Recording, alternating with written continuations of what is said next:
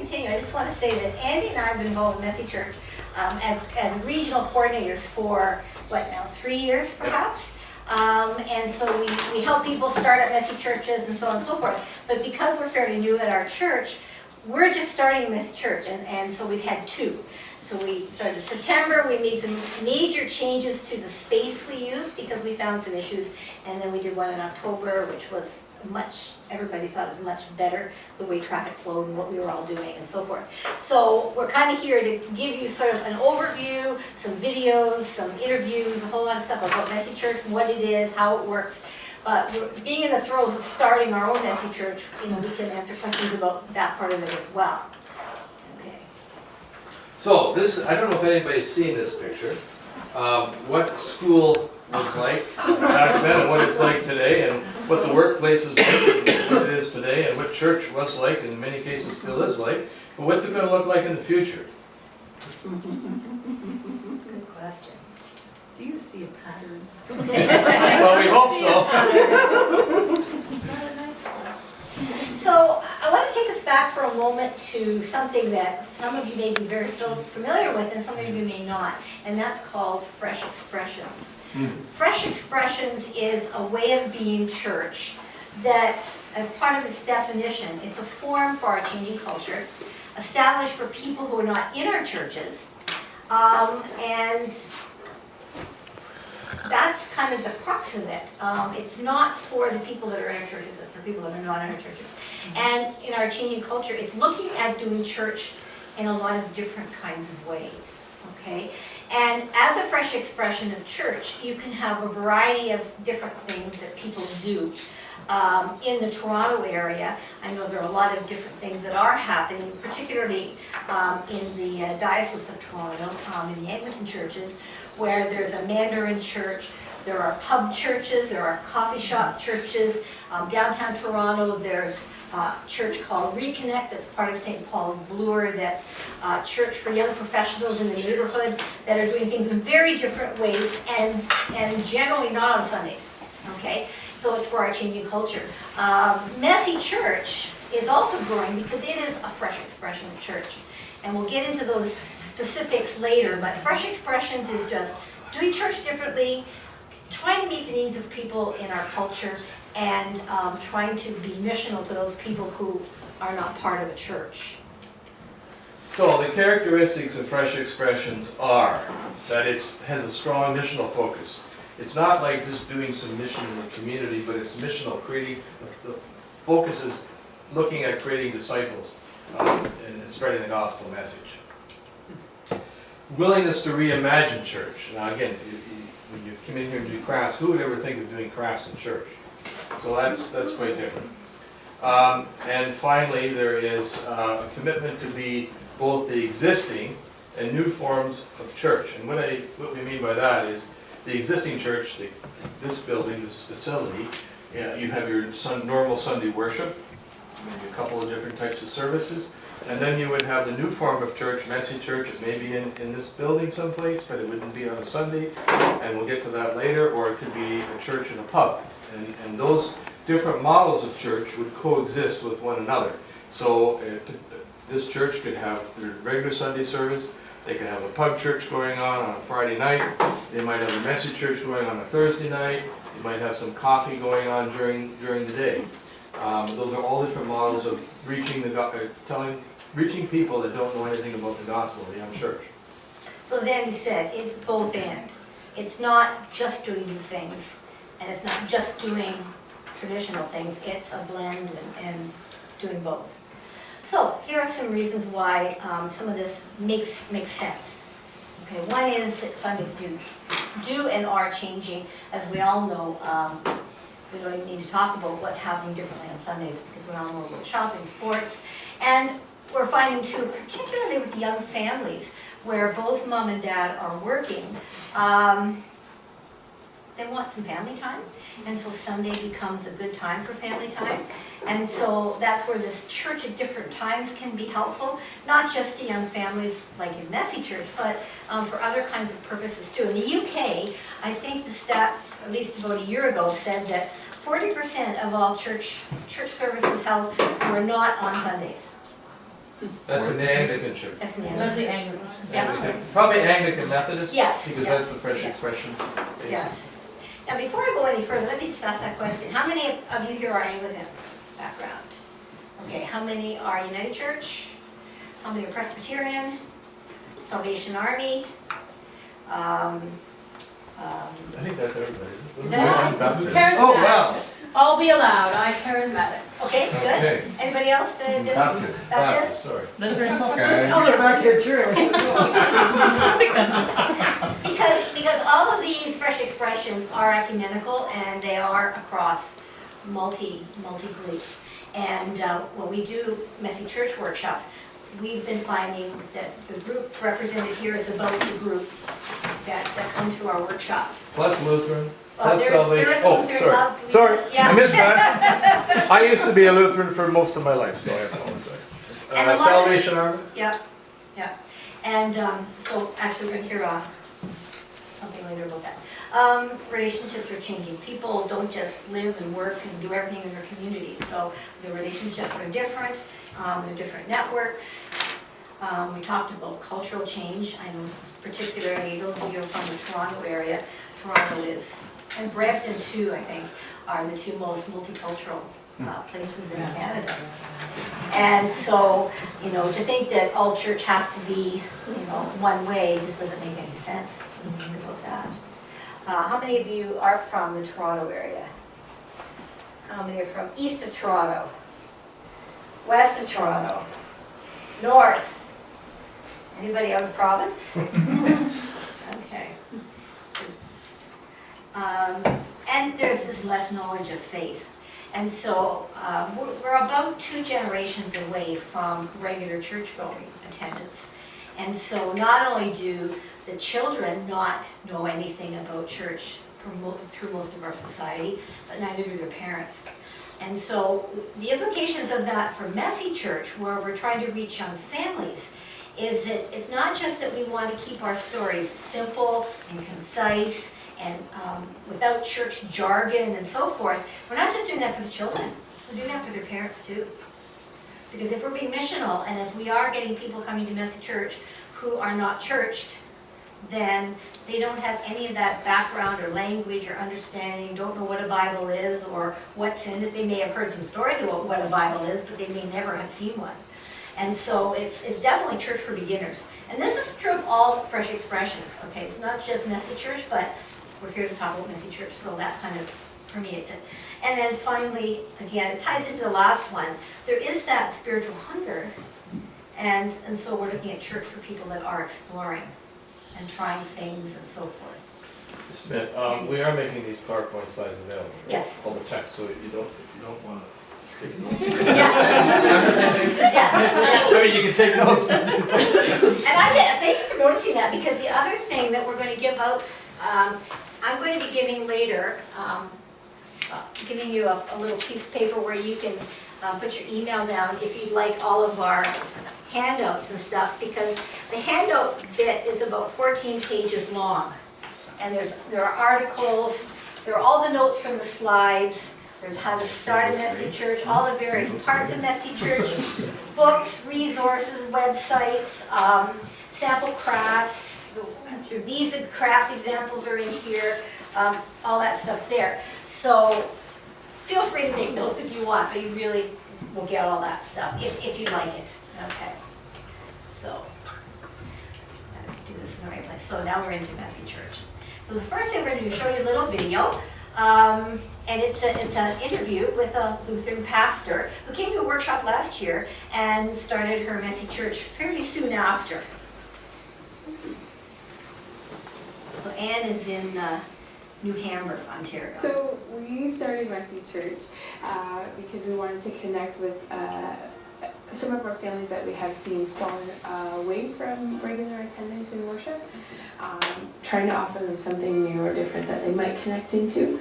We also started Messsy Church because there was a lot of our young families that had baptized babies and we just didn't see them again. So we wanted to offer something that might work for them.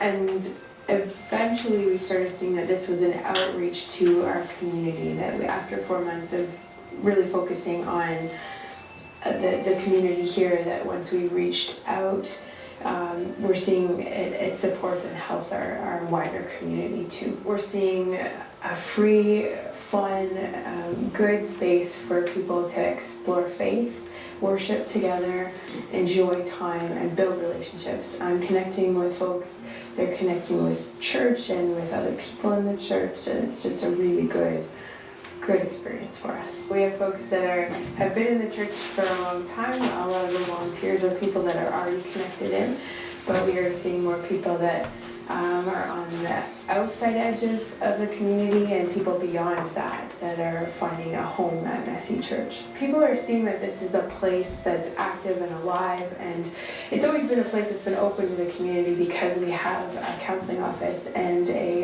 daycare that use our space, but this is more about connecting people into the worship life and the faith life of our community, which has been good. I think it's given our council and our worshiping community a bit of hope.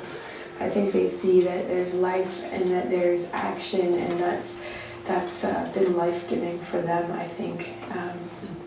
There's more than just one way of being church. One benefit for us has been our young preteen kids are asking more questions, and they're free to ask them, and they're not thinking that any question is dumb, which is exciting for us to explore our faith together and to go further. The other benefit for us has been our adults, some of our parents and volunteers have said they want to go further in exploring their faith, and we'll be starting a Bible study in the fall where we'll explore basics of faith and how do we live out our faith and how do we do that in our community. So I think that'll tie in well to how we outreach with Messsy Church. One neat story for us, where I thought I made a note of it, we have one woman who is on our staff team, and she volunteered because she had lost a spouse, and it was really hard for her to come to worship on a Sunday morning, but she missed church, she missed this community. So I said, would you be willing to offer your help with Messsy Church in the kitchen? And she said, yeah, that would be something I would be willing to do. And one of her friends who she had lost relationship with started volunteering with her, and one day at Messsy Church we were having a small communion time, and I went into the kitchen and offered communion, and it was so neat to see the three of us together sharing bread. She found friendship again, she found community again, she found a place to express her faith again, and Messsy Church gave her that. It wasn't sitting in the pew didn't fit right then, but she found a way to express her faith through Messsy Church, which was a gift for us.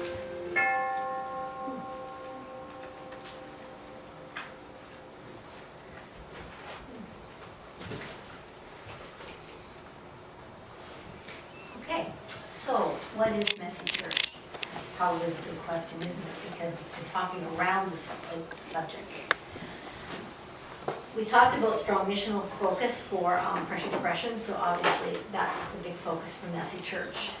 It's Christ-centered, it's Bible-based, and it's for de-churched and unchurched families, and Christian families for whom Sunday morning, Sunday school type traditional program doesn't work.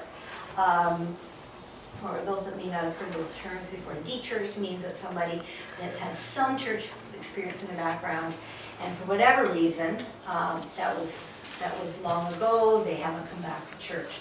And so for some of those folks, Messsy Church is a re-entry into a church environment and community. Unchurched people are those people that have never ever been at all connected with the church. And I mentioned earlier, sometimes a traditional Sunday morning service just doesn't work. We're finding in our Messsy Church that sometimes we get a grandparent bring a grandchild to church Sunday morning, and that's kind of regular. But when we started our Messsy Church in September, we're seeing the whole family. We're seeing dad, we're seeing mom, and we're seeing the kids. and they're worshiping together. So part of it also, I think, is this whole idea of the traditional Sunday morning. And I know this whole conference is about Sunday school programming and all of that kind of stuff. And again, we're saying it's both and. We're not saying at our church we still have Sunday school. But for some people, if they don't see much of their kids during the week, they don't want to come into church and then have the kids go off maybe to a dark basement, not a real nice place, and and they stay in church. They want to be together. The kids may not even want to go downstairs, but they may, and there may be a very good Sunday school program going. But it's just parents and kids aren't together and so on. So for some people that just doesn't work, or if somebody has to work on something else and that kind of stuff too. So, oops. So Annie's going to talk a little bit about. Yeah, that's getting a little skewed there. I know. Oh, it's I okay, did. it's okay. It'll come back. Yes, typically in our Sunday morning services, we have a liturgy, how the service flows. If we're going to talk about forgiveness, then we're going to, have the reading would be around forgiveness, the prayers would, the talk or the sermon or the homily would be around forgiveness, the prayers. So that would be your traditional service. In a Messsy church, we would have, for example, the story of Noah, a new start. So the first thing would be the crafts, and the crafts would all have something to do with that story. Whether we're making little boats, or if we have little kids, we may have one of those Playmobil Noah's Arks for them to play with, and the parents can talk about a story around that, would be on the table. And then the worship would be this little story or the skit or however we wanted to do it would be around the theme of Noah, and the music would be around the theme of Noah, and then the meal would be also around that theme. I mean, ideally that's what we like to do, and that would be the liturgy of Messsy Church. So in fact, we look upon the whole 2-hour Messsy Church time as the worship experience, just like a traditional hour and a half, 2-hour Sunday morning service would be the worship time. And we would then call, I mentioned about the worship piece, the story, like the story of Noah or whatever, but we would call that the celebration, just to differentiate it as one part of the whole worship experience. So, how did it all start? 2004, Lucy Moore was looking for something for families, and she was the wife of the pastor at her church, of the rector, and so she, in looking around, hit upon this idea of Messsy Church because she had people in her congregation that liked to do creative things that were quite artistic and like crafts and so forth. And so she started this whole concept of Messsy Church. So that was the first one, April 2004. The first Canadian Messsy Church was in April of 2007. We'll talk about that a little bit later. But since that first Messsy Church that Lucy started, there are about 1,500 registered on the UK Messsy Church website. And I was asked just the other day, well, how many do we have in Canada? And I would say, at this point, because every day I get emails from people, so I would say we're around 200. High number in Ontario. 200 Messsy churches. 200 Messsy churches. I'd say most are in Ontario. There are a lot in British Columbia. There's also quite a few in Newfoundland. And New Brunswick. And New Brunswick. And New Brunswick, yeah, just that's more recent, but yeah. And so it is growing. And this is a little bit about hers. So some of the aims of Messsy Church. It's very much an all ages experience, and we have a little saying that helps us remember the idea behind it, and that is that a child must bring an adult to Messsy Church, but an adult does not have to bring a child to Messsy Church. So in our case, we have subsidized housing attached to our church, and so we do get some of the senior folks that come to Messsy Church, because for them, they want to be with young folks and with children, and so they get to be engaged in that. And but it's not a drop-off for kids, okay? The belongingness, the community building, so again, for all ages is one of the aims that's important. Having fun and being creative. Some of you didn't want to stop your crafts today. And you can see that people do have fun when they come into Messsy Church. They renew some friendships and they get together. I was going to say, we noticed everybody at the table was talking, so I mean, that's the community building side of it. Yeah.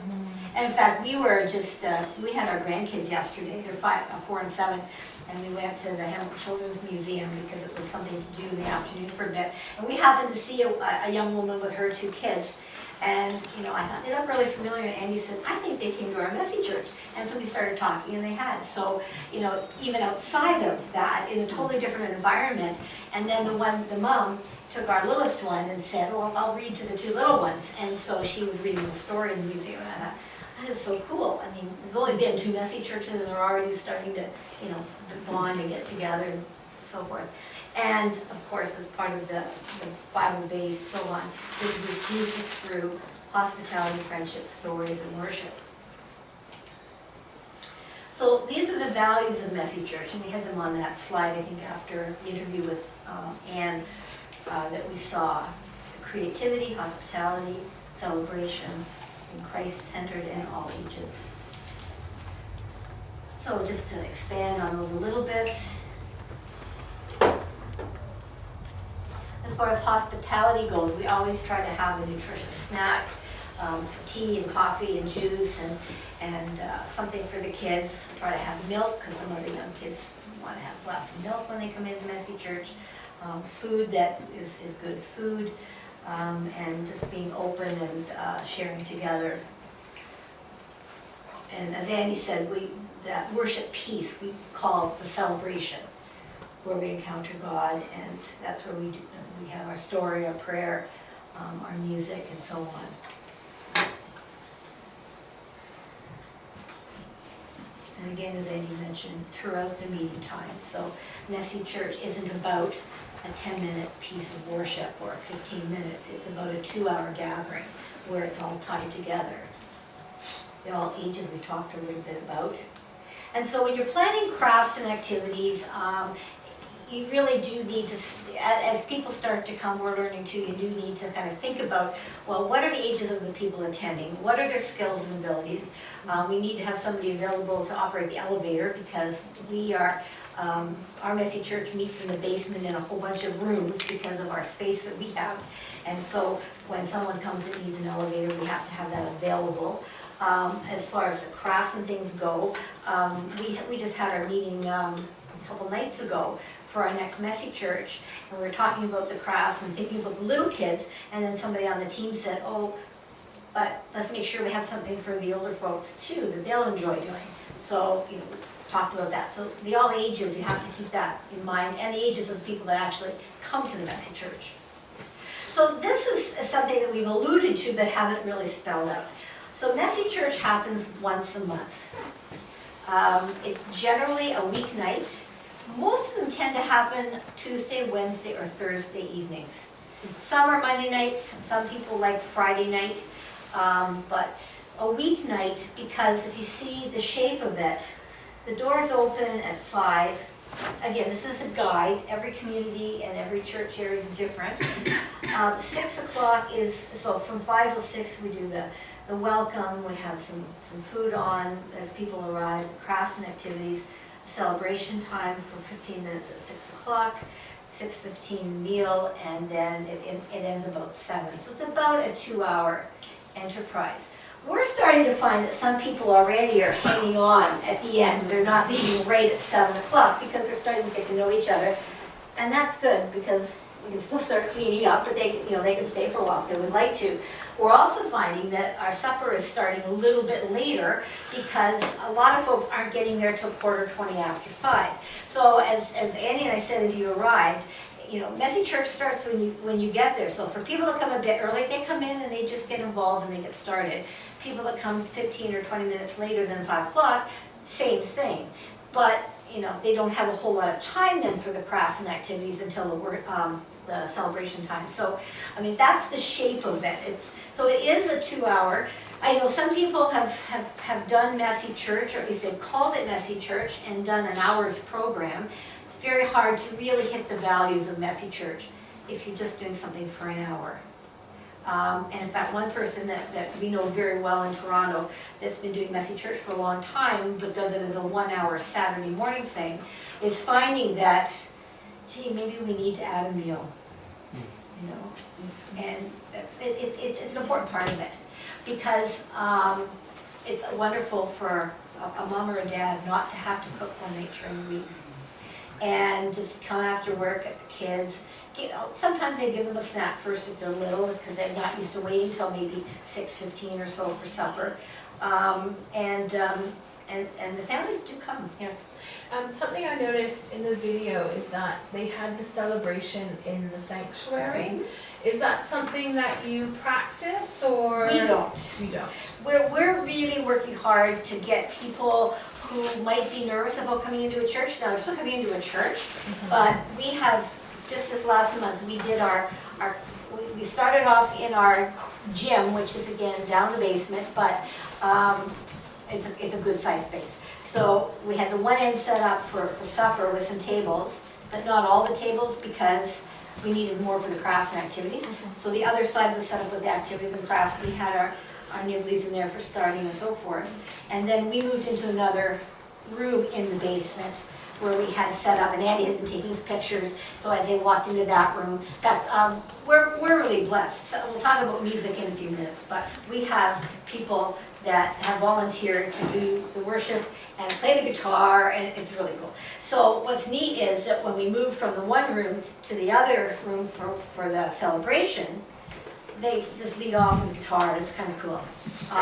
And the kids really like that. They start to get into the room, and then the slides come up and they can see themselves and stuff like that. So that's worked out really well. Andy? But that doesn't mean you can't use your worship space. Exactly. And one of the things that we've done on workshops, and we do a whole day one, is we do a treasure hunt. And we, just to get young folks or unchurched people familiar with the church, the sanctuary, so we hide all kinds of stuff all around, behind the altar and all this stuff. And then they go and find this. Any place look and see and find and prizes, yeah. you know, for finding everything Yeah. and all that stuff. Yeah. And even messy churches sometimes aren't even in the church. It could be in the third space, like in a school gym, you know. You have to Or have a cooking community center or facilities, yeah. whatever. Yes. Yeah. Well, I was going to say, as far as getting them into the sanctuary space, ours, we actually turned it around. We don't use the altar end of the sanctuary at all, we use the narthex end, where you come into it as the gathering spot. But again, the same concept of march them out, singing, do your celebration time. That gives people time to prep and clean the crafts up and get ready for dinner. Exactly. And right now, we're actually in another complication because our building's under construction, so we've actually had to move completely out of the church to a local lawn bowling club. So, well, there you go. So in fact, there was one that started in Thorold, the Messsy Church, about 2 years ago. And it was an ecumenical one. It was an Anglican church, Presbyterian, United, Baptist, and I think Christian Reformed. Yeah, 5. And what they did was they met in a community hall, and they all contributed various aspects and so on, and they grew like crazy and was very successful until they ran out of space. And then the only way to keep their costs down, because to get a bigger space outside of a church was going to cost a lot of money, and they just couldn't afford that at that point. So what they ended up doing was deciding to meet in a church, and then it just kind of fell apart, because it's like, okay, who owns this? Who's responsible? And all that kind of stuff. But the good news story is that although they ended up disbanding their ecumenical Messsy church, they now have 2.5. So the Anglican church started their own, the Presbyterian church started their own, and they're just around the block from each other, so they're very close by geographically. And I think the Baptist church, maybe it's Christian Reformed, one of the other ones is kind of toying with starting one. So, you know, where it started as one, it may end up as 3 or 4 Messsy churches in that small area. Okay, so we find most Messsy churches are Monday to Friday. Jeff's is Sunday evening. We would like to do it on Saturday, but we have another congregation in our space on Saturdays, so Yeah. Saturdays are closed to us. Yeah. So it's whatever works for you. I know our friend Nancy Rowe, who will see her video in a few minutes. She usually does presentations with us. But Nancy, she started her Messsy church. She's into her 6th year now, Messsy church. And they thought Saturday would work for them. And they had some commitment for folks, And they were all set to just not do Messy Church anymore because it didn't work. And then they decided to try a Wednesday, and now they've been going like crazy, and Wednesdays are really working. And she's in Georgetown, which is a commuter community, and so folks get home later and so forth. And I guess they thought Saturday would work, but they're finding Wednesday does work. And not everybody commutes. You know, it depends on that community you're trying to reach. As we were saying, we're in downtown Hamilton, and we're trying to reach the neighborhood. And those are not generally people who commute or anything. They're around. We see moms and kids out and about on the streets and stuff.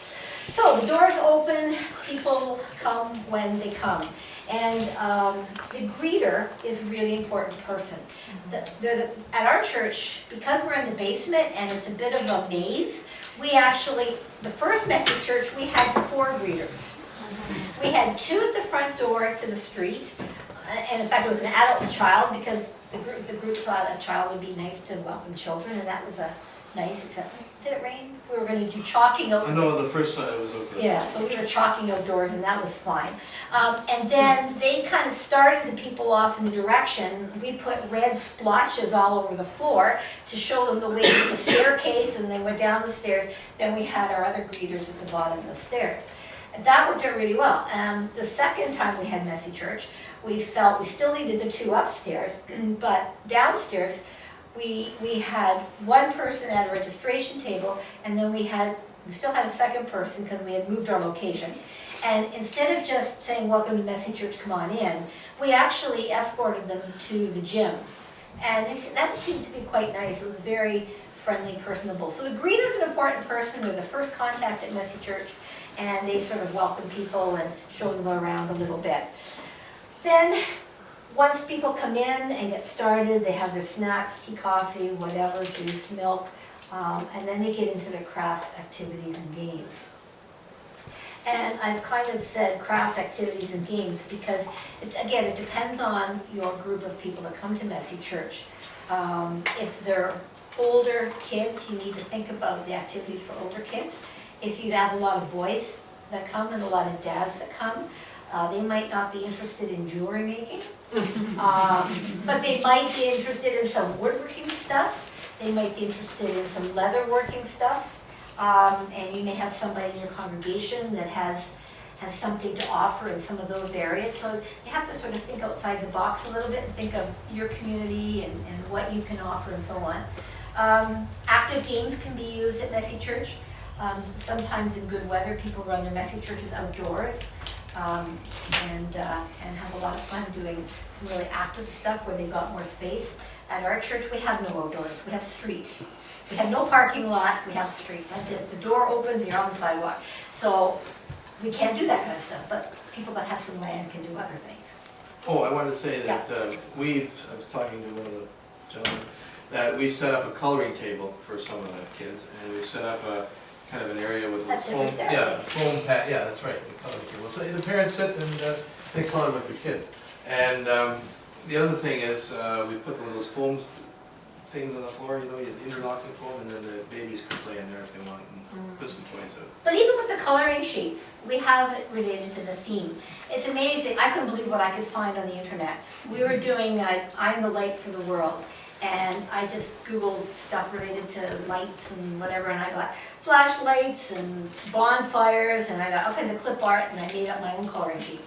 And then I put something for them to talk about how light is important. It helps keep us safe when we can see where we're going. It's not dark. And then later on, we talked about Jesus being the light of the world. So you can find things and crafts too. What else was I looking for? Oh, I know. I wanted to use glow-in-the-dark sticks for the I'm the Light of the World theme.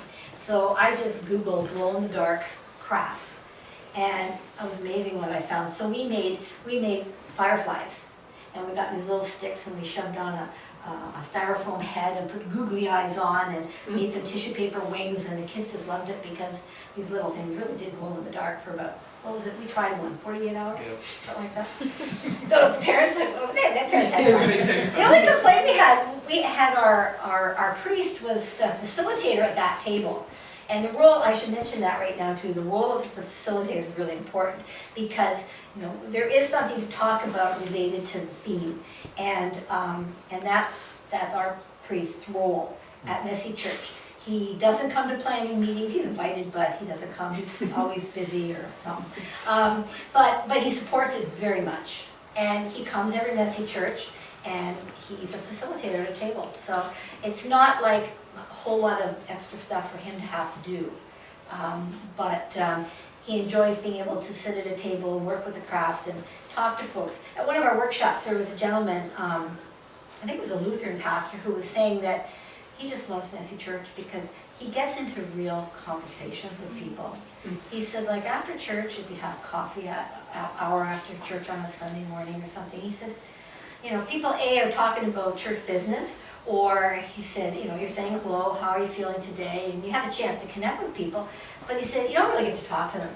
But at Messsy Church, because you're not looking somebody right in the eyes, it's easier to talk about things. You're looking down, you're fiddling, you're making something, and you can actually talk a little more comfortably. So, the facilitator, and we have one at each of our craft tables. We have about five areas of stuff, 5 or 6, depending on the theme and so their role is to help a little bit with the crafts. The idea is the parents and kids do them together. Okay, so it's not like the kids are coming to a craft table and you got to help the kids do the crafts. They're supposed to be with their parents as a family. So the facilitator's job is, sure, help a little bit with crafts, but, talk to people and try to get them to talk about the theme. Sometimes it doesn't happen. If somebody's had a bad day or something else is on their mind, then they talk about that. And that's okay too. But generally speaking, you try to encourage some chat. Yes? I just had a question. Does your, I forget what you referred to him as, but does your minister wear religious clothes? No, No. we forbid him to do In that. fact, he was in some of the pictures. Colors. He was in some of the pictures of that initial thing, and you would never have known. Yeah. I think you were wearing a plaid shirt or something. Because I think it's really off-putting Yes, to people who are de-churched. yes. And before we started Messenger, we're going to talk about this later when we get into planning, but we started talking about doing Messenger Church, was it in February? We started in September. And we had a meeting with a small group of people, like the sort of movers and shakers in the church. Then we talked with a few more, and then we had the council met, and we did a little presentation to them. And then the biggest thing, I guess, was it in June, we did a sort of a little mock Messsy church on the Noah's Ark theme for the congregation that wanted to come. In particular, we were looking for leaders, so they could really see what it was all about. So we did that, we had supper, and then we did a bit of a presentation.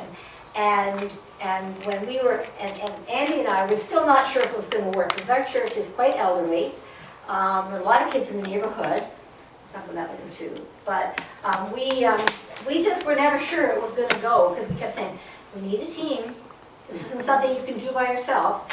And having gone through those steps of listening and talking, and we now have, what's our team? 15 to 20. Yeah. Plus, in addition, there's the people that don't come to Messsy Church even, but they might help prepare crafts ahead, they might make food at home to bring in, make desserts or stuff like that. Yes, I know, I get going, don't I? So these are just some slides, actually they're from workshops where we've done some different kinds of crafts. Prayer chair. Yeah, that was fun. Tent making. This was up in Sudbury, and we made tents, and some of the people made a tent in the minister's office. She was gone. It was fantastic. There were sheets all over the place. This was up in the choir loft, wasn't it? Yeah, this was Balcony in or the choir something? loft, yeah. Yeah, we were going to put the picture up of the office. We thought, no, maybe we shouldn't put that in our presentation. They didn't care. And the minister talked to us ahead of time, and she had wanted to stay, but she couldn't. And she said, use my office, do whatever you want. So we did. We did. We had a good time. There's some more crafts there. That's scrolls. Are they scrolls? Yeah. And the prayer cube. Oops, Sorry. Butterfly craft we just did. Yeah, okay. And so this is just, again, a reminder of the fact that the easiest way to get your crafts organized is that you put together a sheet based on, you list out what you need, and that's so that you can assemble everything ahead of time. I've got these bags, well, they're overstuffed in that thing, but when we came today, I had 3 bags, one for each craft, and in the bag was everything. So there was some glue, there was scissors if we needed it, there was the wires, there was the sheet of instructions and everything. And so it took us, what, 5 minutes at the most to set up all crafts. So the sheet really helps, so it kind of keeps, this part here keeps me organized to know what I need to put together, some instructions, and then something to talk about. And that's what the facilitator is going to do. The facilitator tries to help the group talk a little bit about. And then after the activity, game, and craft time, celebration time. And those are the 3 aspects that we feel should be included. Some kind of a story or talk, prayer, and music.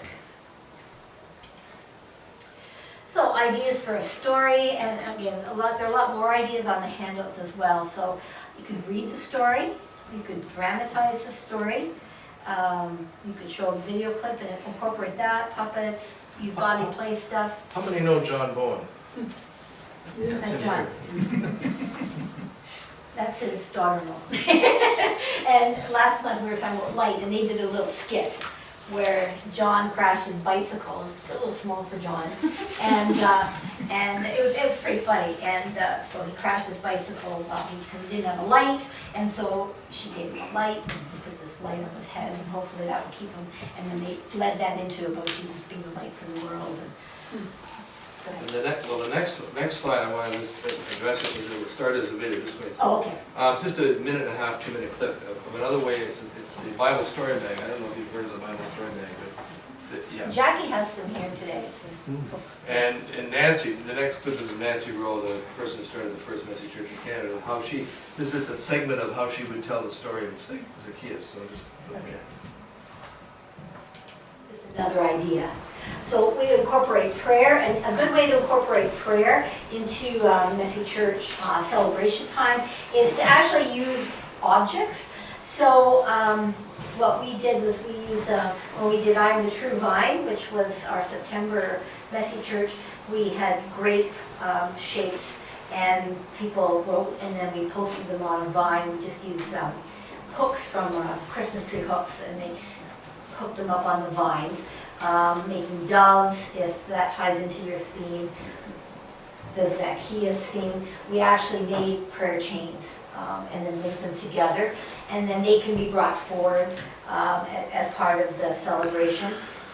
Paper boats. That would work for the Noah theme. Yeah, and again, in handouts, there's like about 10 other ideas. There's lots of different ways to, again, help folks understand and learn that part of prayer is building a relationship with God and talking to God and to Jesus, and that we have to talk to each other and listen to each other when we're building a relationship. And so you build on what prayer is, because again, if you've got folks coming that are not churched, then that's not part of their DNA. The next slide, music. As Sue mentioned before, we're blessed with having John and his family. They even write some of the songs for us, so it's great. Sometimes people don't have those folks in their community, so they might use Bible VBS music or things like that. Or Nancy's found that she's taken traditional tunes and piggybacked them with words that she's written. So, for example, London Bridge is Falling Down will be the tune, and then she's written the words to match the tune. So let's try it. Okay, ready, go. To the Father we are dear, He is near, we need not fear. God cares for us all the time, God cares for us.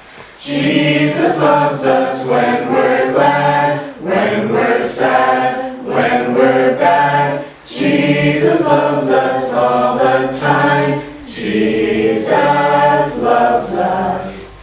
The Spirit helps us every day, in every way, come what may. The Spirit helps us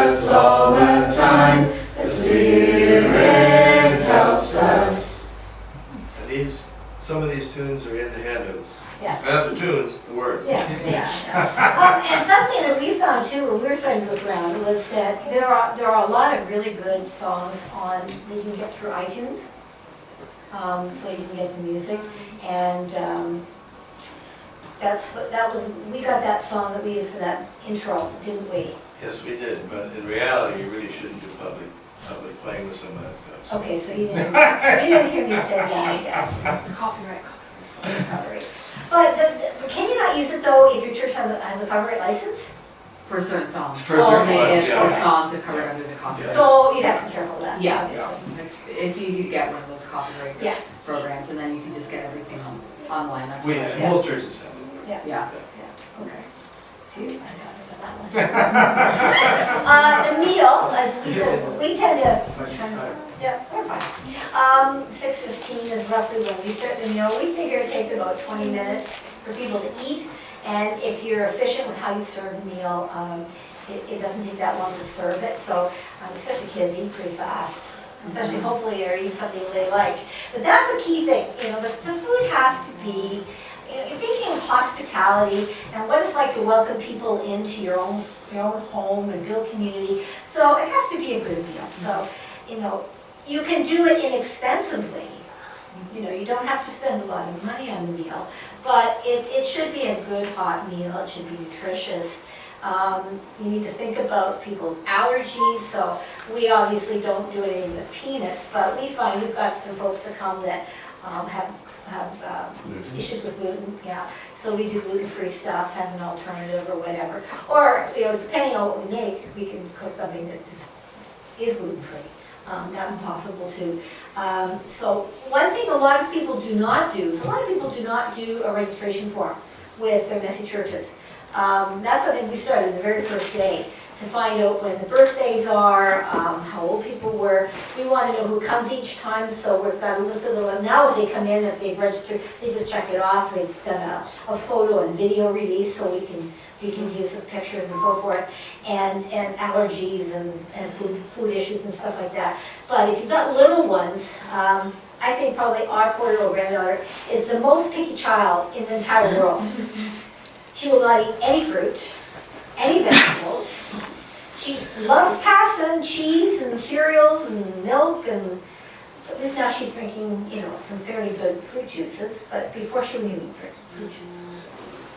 Like, it's like candy, try it. You know, her sister tried to get her to eat it. But anyway, so, you know, she comes to Messsy Church. So you do have to think, okay, if it's at home, we're not going to cater to this child. She has to learn to eat what's on the table.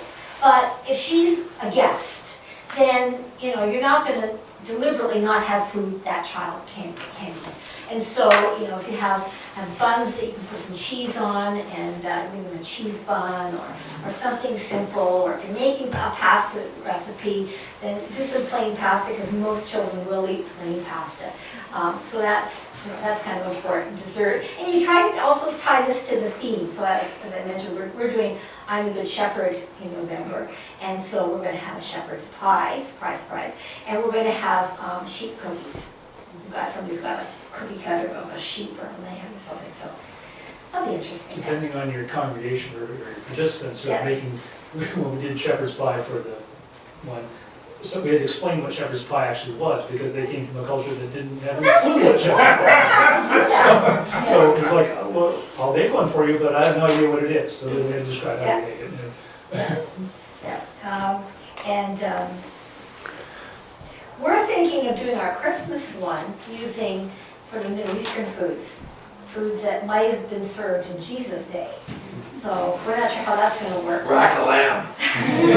No, Keep the cost down. Lentil soup, I don't know, we're going to have to figure that out.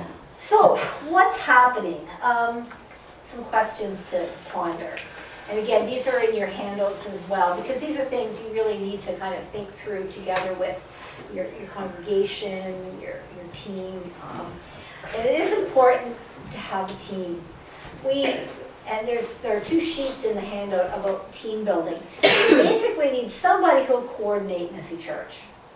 And then you need someone that'll coordinate food, somebody who'll coordinate the crafts, somebody who'll coordinate the celebration, and then lots of people that will help set up, take down, and all that kind of stuff.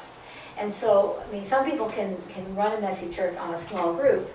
Other people find that, you know, again, because of their facilities and having to set up and take down chairs and all that kind of stuff, that it's a little more complicated. So I think, Annie, you mentioned before, we have about 17.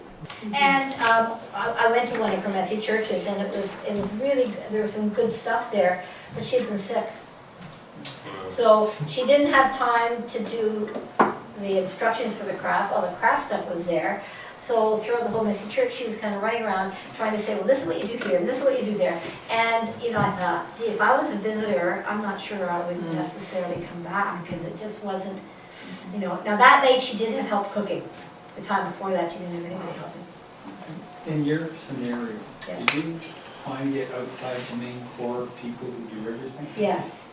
Because that would be our problem. is Yes. that it's And in that's- the core would be looked at to run.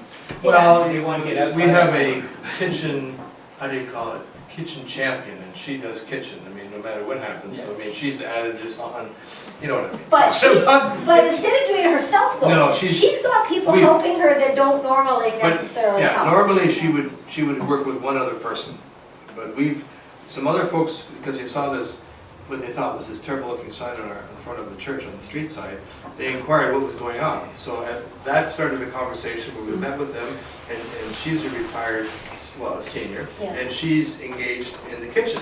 And so we built that kitchen team up from 1 or 2 to 3 or 4 now. Yeah, and same with the crafts, like there are some folks in the church that they don't want to come and help with Messsy church, they don't want to go to any meetings, but they'll come on an afternoon, you know, and help assemble stuff and cut things out and get things ready. And they're not the normal people that come into the church. So, and that was the one thing we said at the very beginning, at the very first meeting when we said, like, is this something we want to pursue? This was just with who? It was with David, it was with the rector. The minister, Minister, a couple of the council people, maybe A couple other folks. 1 or 2 other people. And that was what was said at the get-go, like, it can't just be the same people, because it won't work, because the same people can't do more, because they're already doing everything, you know. And so, a few of those same people have been involved because they're just so passionate about it. Well, that's their choice, you know. But they've all encouraged other people, and as Andy said. Well, the other thing is, if this is an important ministry for your church, then you know, part of the strategy is, you know, should you be doing, you can take this on, but maybe you need to let something else go. Yeah. You know, if you feel more passionate about this, then we don't need you to work in the garden or whatever, you know, do the property. So those are also considerations. I mean, I'm assuming that there are, I mean, there's a critical mass involved too in the parish size, right? So, yes. One of the things I really liked that came out on the video was that the goal isn't getting people into church. Right. And I think people pick up very quickly when church initiatives are really about bums on the seats, right? So what is the goal? Is the goal to bring church to people, or is the goal to bring people to the church? Well, okay, yes. And the comment was right near the end of the video, and I'm glad you mentioned that, because one of the things I don't think we've mentioned yet No, we is haven't. Messsy Church is not a stepping stone Yeah. into Sunday worship, Yeah. and they're 2 separate entities. And we find that a lot of people, it's difficult for a lot of, particularly lay people, to understand that, because, you know, they're funding this event, and but they don't see anybody come around. But some of those seniors come into the Messsy church and they see what's happening. So they're separate entities. Now that doesn't mean that somebody that comes to Messsy church that's come into the community from outside, an unchurched, de-churched person, that they may not want to participate in some of the other life activities of the parish or contribute financially to it. I mean, these things are all possible. It's just where the Spirit leads them, right? So, but it's not the intention of, you don't go out and say, we're going to start a Messsy church, we're going to get them into our Sunday worship building. No. And because they come to Messsy church on a weeknight or a Saturday or whatever it is, because that's what they want to do. If they wanted to come to Sunday church, they would have come to Sunday church. Right. Yeah, and so it's and that is a hurdle for some people. I mean, Nancy always talks about, she's a part-time priest at St. George's, and the main minister there, every once in a while he'll say, well, you know, maybe they can learn a song at Messsy church, and then maybe we can do it on Sunday. And Nancy says, No, that's not what Messsy Church is. This, you know, and the only time sometimes people may come to a service, I know at their church, maybe on a Christmas Eve service, they might come for something like that. And I guess it was interesting, that happened last year. And some of the greeters at the door said, "Oh, welcome, it's so nice to see you." They thought they were strangers, right? "Welcome to our church." "Well, you know, how are you? Where are you from?" "This is our church." "Oh, we come to Messsy Church." So people that they do own their church, you know, they are part of it. And some of the Messsy Church people, in fact, volunteer on the property committee. I know Nancy's over the years, because they've been doing it for a long time. You know, they've got people that do get very involved. People take envelopes. People go on their deposit giving program sometimes, because they see that the Messsy Church, it's really important to them, and it's part of this other greater church building and programs. And they do try to let them know if there's, like, we had a canned goods sale, not a canned goods sale, we had, we wanted people to bring canned goods in over October for neighbor to neighbor in our community. And so at Messsy Church, we invited people to bring canned goods to Messsy Church. So there is overlap. And financially, we put a basket out, and I know that's what most Messsy churches do. They put a basket out, just asking for money toward the supper. So of course, if you're having a good meal, you tend to get a fair bit of money. I mean, we were shocked. The first night we did Messsy Church, we got $10, and we thought, okay. That doesn't mean the meal was bad, the meal was good. No, the meal was good, but that's okay. So we thought, all right, this will be a bit of a journey. And then last month, when we put the, what did we get? $125. And that paid for the food, more than paid for the food. So, because we figure food for maybe, what do we cook for about 50 or 60, Yeah. and food's what, $100? Well, I think it's 120, 130, yeah. Yeah. But the crafts are pretty cheap. I mean, most, like you saw what we did here, like those that butterfly, the coffee filters were from the dollar store, and you know, I got like 200 of them or something, and pipe cleaners you can get 40, they were cut in half, so 80 pipe cleaners for $1, and you know, so you could do your crafts. I mean, we've got a box out now in the church saying, you know, please bring, you know, your old Christmas cards, white wool, and last month we asked for jars for some candles we were making and stuff like that. So it's amazing how cheap the craft part of it is. But you're gonna get, the question that hasn't arisen, would if we didn't, I didn't mention it now, the Messsy Church, probably looking at $100, $150-ish a month. Yeah, I'm also the treasurer too, so Yeah, I can see so- the money going in and out. Yeah, and then, you know, the other question is like, okay, does it self-support? Well, yes, down the road, you know, with the basket, it will self-support the food and the crafts, but it won't, generally speaking, I feel fairly confident in saying most fresh expressions, because they're generally, they don't grow into 150 people, they're generally, you know, like 10 to 50. Because of the nature of them, they don't, probably wouldn't support a staff person full-time. So, I mean, if churches are looking, again, to generate revenue, you know, these fresh expressions, they're missional, they're to spread the gospel, that's the bottom line. It's more like first century church, right? When we didn't worry about so much money, we got on with the mission. So We were tent makers. we were tent makers, yeah.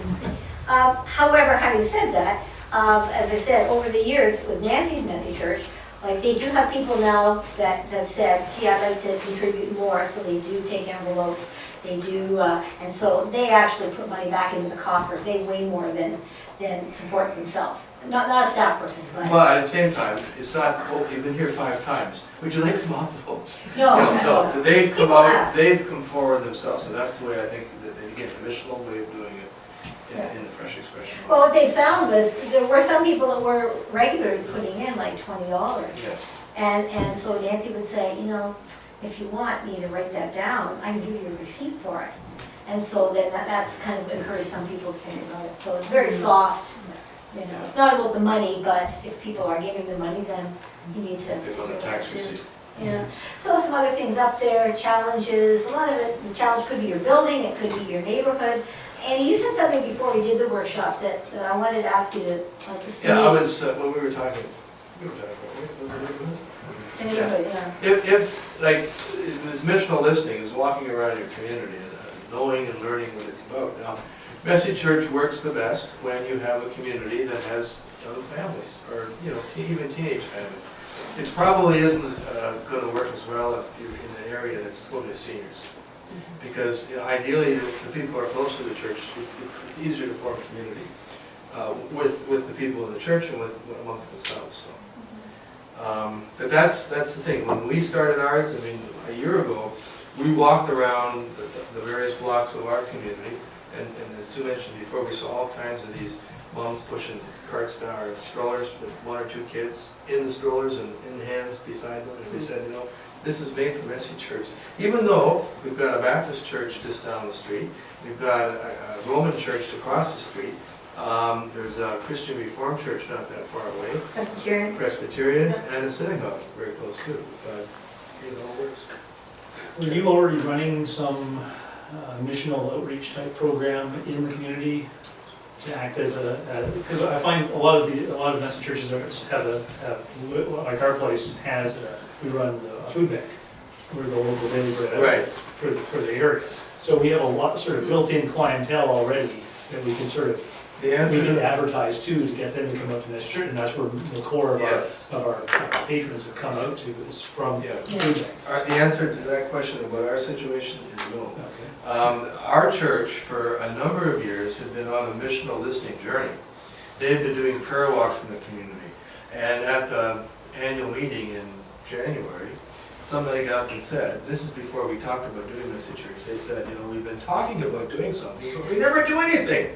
And I think that's what piggybacked, when we brought the Messsy Church up, people said, wow, we're going to do something finally, you know, so. But the interesting thing is, I mean, our Sunday school is like virtually non-existent. We get a couple kids that come for Sunday school. We might get 5 to 8 on a good Sunday. We have 3 Sunday services. We have an 8 o'clock quiet service. Usually it's a couple. It's usually a couple. You get 100? Almost. Yeah. If you include the youth, almost. Yeah. Yeah. But But you get them on another night, and isn't that what church is all about? Yeah. Church is not. But that's the reality for so many So that's great. inherited That's churches great. today, that they only get a small number on a Sunday morning. Yeah. And I think it's great that you guys weren't limited, because you could say we don't have a big children's ministry. That's not the route for us. That's right. Yeah. But actually, you found something that the people could be accessible, because clearly Sunday morning is inconvenient for them. Yeah. Okay. That's awesome. That's Alright. awesome. So these are some of the resources. All right, get back to Jackie. One thing that this place has shown us is like there were 20 people this afternoon at the beginning working in here. Like I wouldn't want to run a Messsy church in a room this size. No. But you know what? Like I mean, we kind of walked in, we saw the tables, like, oh, this is going to be interesting. And Andy said we thought maybe we'd have 10 people at the beginning. Andy said no, there's 21 people that have registered with it. Okay, we'll figure this out. So that's why we should. But it works. I mean, you can make things work. But the Messsy Church, if for those people that did say they don't know anything about Messsy Church, just get that book. That's all you need. That's what we're following for our Messsy Church. We started with, September we started with the theme, what did we do? I am the true vine. Then we did I am the light for the world, and now we're doing I am the good shepherd, and then there's Messsy Christmas. Then we're going to do, I think, January, creation story, February, Noah's new start. I'd like to do Noah's new start in January because I think January is going to be busy, and because we've used those crafts before, they're done. They're done. And so we're following the book. Like the book starts off with all the, what you need to know, why, all the philosophy, all that kind of stuff, and then it gives you a theme for every month. It gives you the food, which I wouldn't follow. Other than shepherd's pie might be okay this month. But the food is very British, because Lucy wrote this. Yeah. And in shepherd's pie in England, you have lamb. Yes, well, we're just not. In case you ever go there, am I surprised that it's minced lamb? It's lamb. Yeah. Because it's shepherds. So Yes. this gives you a whole year of ideas Yeah. and themes. This gives you another whole year of ideas and themes, and there's a third book coming out. So This you're month. now into your 3rd year of not having, so a lot of your coordinating thinking work's done here. The other book is Starting Your Messsy Church, and this is kind of just a little quick read book. Just talks about some of the details and logistics of starting. So. And, you know, really just the starting of Messsy Church and the first book, along with a lot of these handouts that are all Canadian and it talks about team building and stuff like that, really is all you need. And as Jeff and I were talking, once you get going, even when you just do one thing, people start to, in your community, they start to say, oh, I have a better idea than what's in the book. Why don't we try this?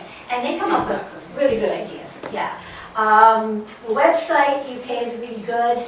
I look after this Facebook page. I don't put stuff up as often as I should because I'm just not good at that.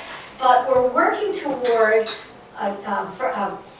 messychurch.ca, and it's going to be a collaboration with the UK, and it was supposed to be done in the summer, but it's not. But we're hoping maybe before Christmas. So there will be that eventually.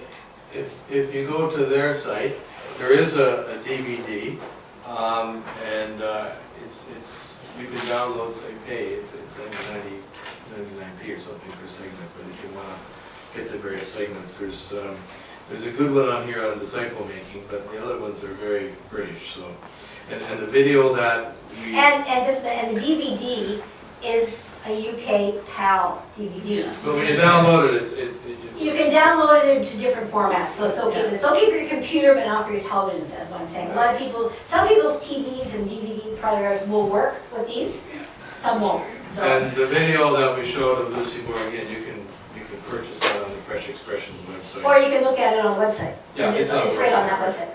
Yeah, and there's a couple other books there too, Amy, hold up. There's the crafts, you got it in your hand. There's Messsy Crafts. That's not bad. There's a whole lot of different things. Jackie has that. There's in the handouts it tells you where to get all the stuff. And the there is a cookbook, but again, it's British. A lot of spotted tick recipes. Yeah, they're taken from Alpha, I'm sure. Yeah. And Messy Nativity? Now that's an interesting book. It's not a Messsy Church resource book.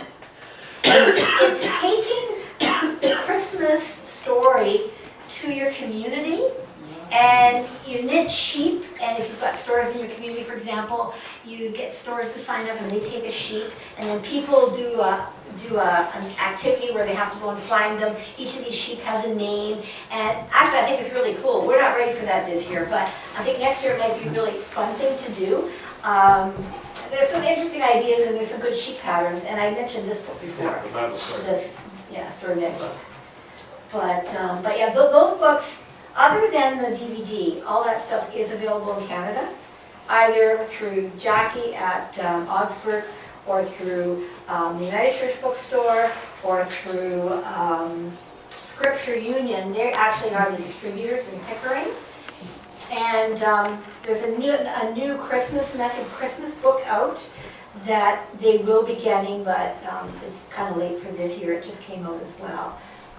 So, I mean, there are lots of good resources and that sort of stuff. Plus, there's Andy and I, our information's on that sheet as resources, and Nancy loves to get phone calls and emails from people and stuff like that. Let me give you our email, just in case for some reason we don't get yours right. I'm going to collect these right now while you're doing All right, it's really simple. It's ask. You didn't write it down. Like, ask a question. Andy Sue Colfleisch, ASK. So it's ASK, like ask a question, at nas.net. nas.net. Or it may be easier to remember, Messsy at freshexpressions.ca. So if you take this freshexpressions.ca, and it's the word Messsy from Messsy Church, Messsy at, they all come to us. But either ask at nas.net, and I've got business cards with us too, that if you want to take one, that's okay. Ask at nas.net. I'm going to put that on here. Net. Oh, no, sorry. NAS is from net access system. NAS. Or Messsy at freshexpressions.ca. And now, I've also added it to some of these resource pages. We've now got a page at Fresh Expressions for our Messsy Church events and courses and stuff. But trouble is, you know, it's hard to communicate with people if you've got a website. So eventually, you know, we're going to have a website up where we're going to list where Messsy churches are. I get emails all the time saying, you know, do you know a Messsy church near South Porcupine? And now actually, I can say yes. Because there is a Messsy church in South Porcupine, Amherst, and Lucini. We did a workshop up in Sudbury, and people came from quite a ways. So this is kind of, these are the places where we know there are Messsy churches. We know a lot of what's happening in Ontario, but I didn't know about Jeff's. Because until we connect, you know, I'm starting to get to know which ones are in British Columbia, because I've got a lady there who's now starting to tell me. But, you know, I really think we could have 500 Messsy churches in Canada by now. But I just can go by what I know, right? So Jeff, you have to give me your address. Put it on. So anyway, so that's Ontario, pretty much every province in Canada. As far as I know, Anglican, United Church, Salvation Army, Lutheran, Christian Reformed, and Presbyterian, and I know there's maybe that one in Thorold, the Baptist Church might be doing one, and then in lots of different countries.